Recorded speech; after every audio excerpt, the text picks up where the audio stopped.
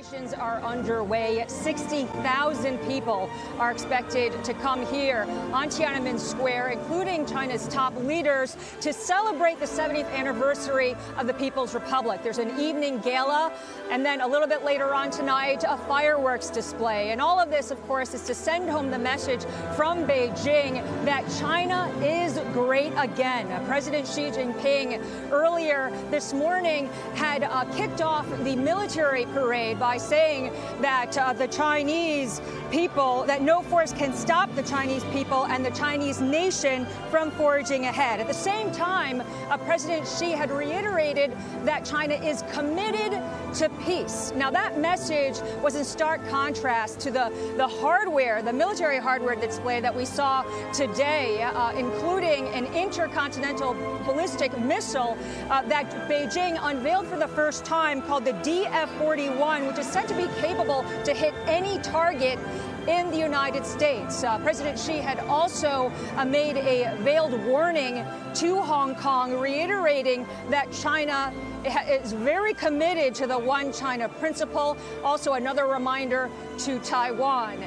Now, for investors, in his speech, there was very little when it comes to reforms or China's international role in the world. And that was suggesting to many here that the message at the end of the day for investors is that China is going to continue with its hardline nationalistic stance. And that could have an impact on the trade talks, because this, what we're seeing here, is the political backdrop of the Vice Premier Liu He, who is heading to Washington next week. And with this type of event as the backdrop for him going in to those discussions, it seems very difficult for him to have a whole lot of flexibility that in a way that to make any concessions that could potentially show China as a weaker party than the United States. Guys?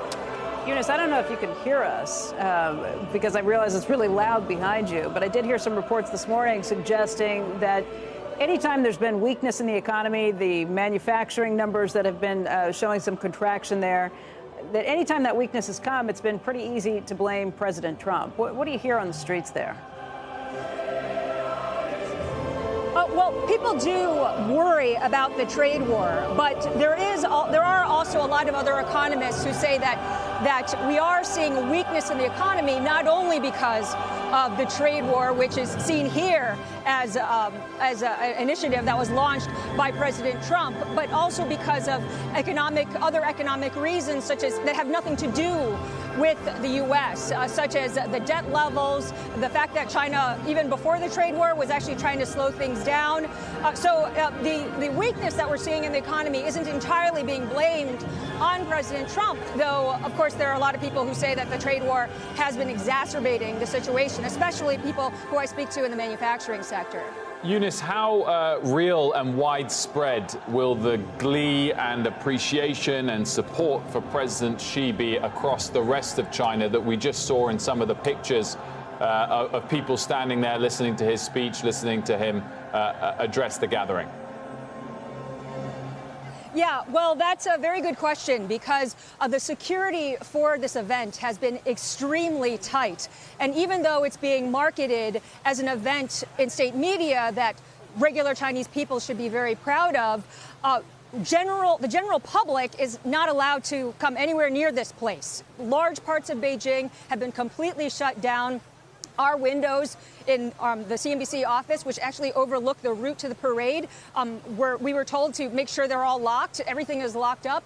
So even though, what's interesting here is that even though this is an event that in theory is supposed to be celebrating the achievements and making sure that the people feel like very proud of being Chinese, the government here doesn't necessarily want the general public to take part. In fact, the invitations were very, very few.